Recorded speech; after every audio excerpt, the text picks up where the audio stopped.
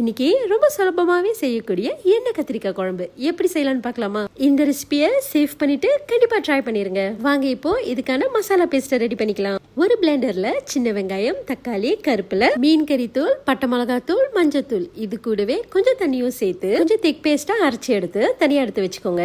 இப்போ ஒரு குக்கிங் பாட்ல எண்ணெய் சேர்த்து எண்ணெய் நல்லா சூடானதும் கத்திரிக்காவை இந்த மாதிரி கட் பண்ணி மஞ்சத்தூளும் உப்பு தடவி கத்திரிக்காவை எண்ணெயில இந்த அளவுக்கு நல்லா வதக்கி எடுத்துக்கோங்க. அடுத்து கத்திரிக்காய் வதக்கின அதே குக்கிங் பாட்ல கடுகு, சோம்பு, கொஞ்சோண்டு வெந்தயம், இது எல்லாத்தையும் சேர்த்து நல்லா பொரிஞ்சோனிய கருப்புல தோலோட ஒன்னும் பதியமா இடிச்ச பூண்டு, இது எல்லாத்தையும் சேர்த்து நல்லா வாசம் வர அளவு வதக்கிட்டு இப்போ அரைச்ச பேஸ்ட சேர்த்துக்கலாம். அடுத்து கொஞ்சம் தண்ணியும் சேர்த்து தேவையான அளவு உப்பு, கொஞ்சோண்டு பெருங்காய் தூளும் சேர்த்து குழம்புல நல்லா கொதி வந்த கையோட இப்போ புளி கரைசலை சேர்த்துக்கோங்க. மசாலாவோட பச்சை வாசனை போன கையோட இப்போ வதக்கி வச்சிருந்த கத்திரிக்காவை சேர்த்துக்கலாம். கத்திரிக்காவை சேர்த்ததும் அடுப்பை லோ ஃபிளேம்லயே 5 நிமிஷத்துக்கு வச்சிருங்க. குழம்புல இந்த மாதிரி எண்ணெய் திரண்டு வந்தோடனே கொஞ்சோண்டு வெள்ளத்தையும் சேர்த்துக்கோங்க. கடைசியா கொஞ்சம் கொத்தமல்லியும் சேர்த்துக்கோங்க. அவ்வளவுதாங்க, ருசியான எண்ணெய் கத்திரிக்காய் குழம்பு ரெடி.